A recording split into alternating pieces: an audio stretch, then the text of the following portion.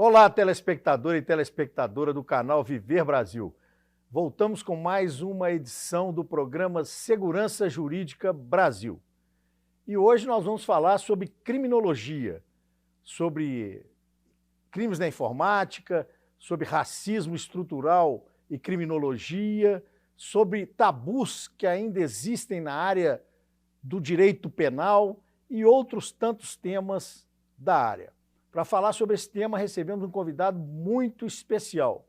Ele é desembargador federal, professor respeitado em Minas Gerais e no Brasil, autor de diversos artigos jurídicos e livros sobre o tema criminologia e direito penal, e também doutor e mestre em direito. Doutor Gregory Moura, um prazer recebê-lo aqui, Gregory. Prazer é meu, doutor Luiz. É um prazer estar aqui com vocês nesse programa que difunde de maneira clara e ampla o conhecimento jurídico para o Brasil. Ô Gregory, eu vou tratá-lo por Gregory, tá? Claro. O desembargador Gregory, eu queria que você falasse da sua trajetória. Todos os programas aqui que a gente traz personalidades do mundo do direito, queria que você falasse da sua trajetória exatamente para iluminar e incentivar jovens, né, estudantes de direito que querem um dia chegar à carreira da magistratura, da advocacia, do Ministério Público, das autoridades policiais, enfim, Defensoria Pública, né? Então eu queria que você falasse um pouco da sua trajetória. Você já exerceu tantas funções e exerce ainda, hoje como desembargador federal do TRF da 6ª Região e também diretor da escola, né, do TRF, da magistratura no TRF. Mas conta um pouquinho da sua trajetória aí. Eu passei por todos esses impactos que um estudante passa, né? Eu saí do interior de Minas, fui para uma cidade maior, morava em República, aquelas coisas todas, dividindo apartamento com todo mundo, formei na Federal de Juiz de Fora. Depois passei no concurso para procurador federal, fiquei lá quase 20 anos. Concurso difícil, né? Concurso sempre, difícil, né? E sempre eu ocupei vários cargos lá de direção, fui procurador-chefe do INSS, fui procurador regional do INCRA, fui diretor da Escola da Advocacia Geral da União. E nesse intervalo de tempo, né, de maneira concomitante, eu fiz mestrado no UFMG e depois fiz doutorado no UFMG. Então a gente sempre teve esse caráter de misturar a parte de gestão com a parte jurídica, que isso é importante para o crescimento da gente, né? Então eu falo com meus alunos do cursinho que tudo é possível, porque se eu conseguir vivendo comendo ovo cozido, né, na República e miojo, né, Luiz? Eu fico brincando que o melhor amigo do republicano é o miojo, que quando a gente mora fora, tem todas aquelas dificuldades, dividindo apartamento, República, aquela confusão. Então é só a gente querer estudar um pouquinho aí que a gente consegue um sucesso. Maravilha. E o Gregory também foi conselheiro seccional da Ordem dos Advogados do Brasil e presidente da Comissão, né, Nacional da área de Direito Penal, não é isso? Não, na realidade eu fui conselheiro da OAB aqui, seccional, 2 mandatos, né? Inclusive um dos seus mandatos lá que eu tive o prazer de estar contigo. Fui presidente da Comissão de Advocacia Pública aqui em Minas e passei pela Comissão Nacional de Advocacia Pública. Exatamente. Muito bem. Gregory, nós vamos falar aqui sobre um tema muito rico, que é criminologia, mas começa falando aí para o telespectador, você que é professor tem essa facilidade de expressar sem muito juridiquês, né? O que é criminologia e por que é importante a gente falar sobre ela para um público em geral, não só da área do direito, mas para uma população de forma geral? O mais importante de explicar a criminologia é que ela vai muito além da lei. Muitas vezes a gente estuda só a lei. E a criminologia simplesmente ela quer o quê? Estudar por que o crime acontece. Qual a causa do crime? Como que eu vou explicar o crime para a sociedade?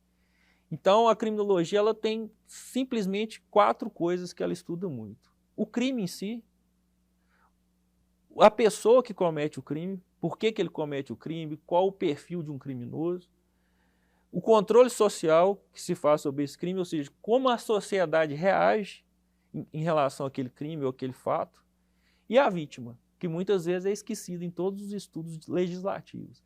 Então, resumindo, a criminologia estuda o crime praticado por alguém dentro de uma circunstância social e a vítima que sofre esse tipo de ação. Então, a criminologia estuda esses 4 aspectos, ou seja, ela é muito mais ampla do que a legislação propriamente dita. E o objetivo passa a ser o quê? Prevenção?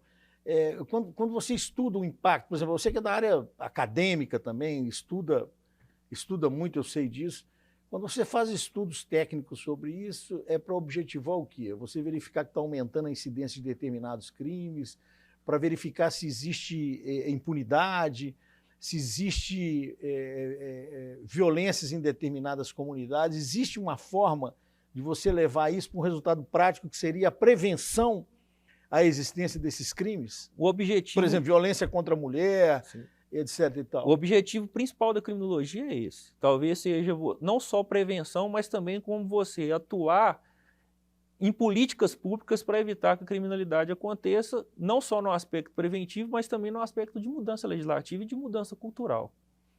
Então, a criminologia ela tem esses estudos eminentemente empíricos. É bom a gente lembrar, falar empírico aí, às vezes o telespectador não conhece esse termo, mas resumindo de uma maneira mais fácil, mais acessível, a criminologia tem uma preocupação prática. E muitas vezes, as ações que a criminologia gera na teoria e na prática, as pessoas não veem. Por exemplo, câmeras de segurança. Isso vem da criminologia. A arquitetura de uma loja de conveniência, de um posto de gasolina, ela é feita para evitar crime. E por quê? Ela é clara, com câmeras, balcões baixos. Você não vê na loja de conveniência do posto aqueles balcões igual no supermercado. Porque aquilo foi gerado pelo policiamento americano. Porque tem um policiamento ostensivo, o policial consegue ver se o cara está coçando a cabeça lá dentro da loja de conveniência. Uhum. Então, ela gera impactos práticos a partir desses estudos teóricos. E ela vai para campo. Ela é um pouco diferente do direito por causa disso. Ela tem um estudo de campo que gera muitas consequências interessantes. Muito bem. E falando agora de temas específicos, né? Você acha que quais os impactos da criminologia, por exemplo, em relação aos crimes cibernéticos? Né? O que você pode falar sobre isso? Os crimes cibernéticos ele envolve uma preocupação muito grande nos dias de hoje, que são os crimes que mais ocorrem e muitas pessoas não têm preocupação com isso. A gente hoje tem o cyberterrorismo, que pode parar um país, pode parar um sistema de saúde, como já aconteceu na Holanda e em outros países. Eu dou o exemplo do Stuxnet, que foi um worm, que é um tipo de vírus criado na Bielorrússia, que parou todas as usinas de urânio, enriquecimento de urânio no Irã, e o cara nunca pisou lá. Ele conseguiu invadir 100 mil computadores no Irã. Então a gente precisa preocupar com esse tipo de criminalidade. E o estudo passa por várias questões criminológicas. A primeira é a questão da desterritorialidade desse tipo de crime. Como que eu vou punir isso, mundialmente falando? Eu tenho um cara hoje que ele é francês, que mora no Paquistão, que está usando um aplicativo americano para cometer um crime de pedofilia contra uma brasileira que mora no México. Como é que eu vou punir isso? Né? Então, vários aspectos, né, que envolvem esse tipo de criminalidade, a criminologia pode estudar. E, inclusive, a questão da idade. Né? É uma criminalidade que passa muito por pessoas jovens. Né? Existem estudos que dizem que mais de 90% dos crimes cibernéticos são praticados por pessoas que têm menos de 30 anos. E vários que têm idade penal, que não têm idade penal para ser responsabilizado criminalmente. Então, essas pessoas com profundo conhecimento de tecnologia, muitas vezes elas são muito novas. Então, isso é uma outra realidade que pode ser estudada. E também a questão preventiva, né? Porque a criminologia ela estuda também a questão da diminuição das oportunidades. Como que eu vou diminuir a oportunidade de criação desse tipo de crime? Eu fiz uma pergunta um dia que eu estava fazendo uma palestra, Luiz. Eu perguntei assim, quem tem antivírus pago aqui no celular? Ninguém tinha. Então, a prevenção, ela também envolve uma participação da possível vítima ou da potencial vítima. E isso é muito estudado na criminologia, no crime cibernético, porque a maioria dos crimes cometidos tem participação da vítima. Ela clica em um link malicioso, ela mesma instala aquele aplicativo, né, que a gente chama de malware, que é o software do mal, no próprio celular.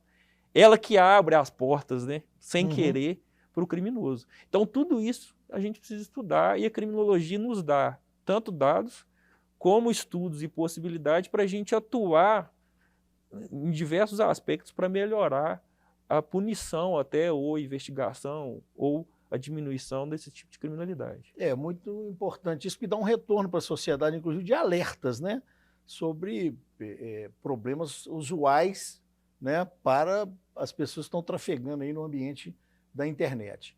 E no campo do estudo da criminologia sobre o racismo, o professor Gregor, o que a gente pode dizer sobre isso, né? Quais os impactos desse estudo? Nós tivemos casos de vítimas de crimes muito direcionados ao racismo no Brasil, nos Estados Unidos recentemente, até por forças policiais. Como é que você vê esse comportamento? Sendo que até nos bancos estudantis a gente ouvia frases que mostravam que o sistema penal era todo voltado, né, para punição aos pretos, né, aos negros, e não especificamente, né, as pessoas de alta renda, né? Como é que você vê isso no estudo da criminologia? A criminologia, na realidade, ela vai estudar isso de uma maneira da seletividade. Se eu pudesse explicar isso em uma palavra, seria seletividade. Como, normalmente, quem faz a legislação não é a minoria, né, no caso, a pessoa negra, ela não está na maioria. Se você pegar o perfil do político brasileiro que faz as leis, ou do político americano, a pessoa negra não está eminentemente incluída naquela população específica ali de políticos. E isso é refletido na lei, né? Com certeza, porque os seus fundamentos como político vão ser aqueles fundamentos das suas experiências de vida, né?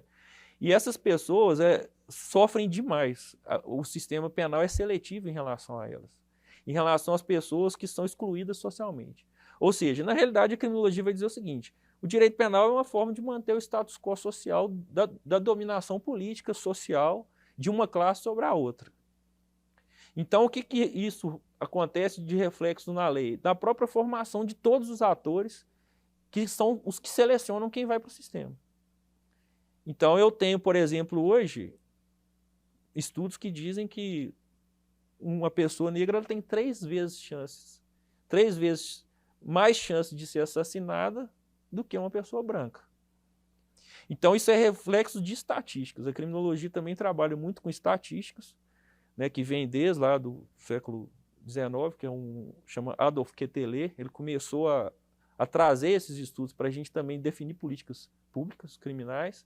E é importante a gente falar isso para as pessoas, porque essas pessoas elas não sofrem só com o racismo estrutural, elas sofrem com uma seletividade da própria lei que exclui e mantém essa exclusão ou perpetua essa exclusão.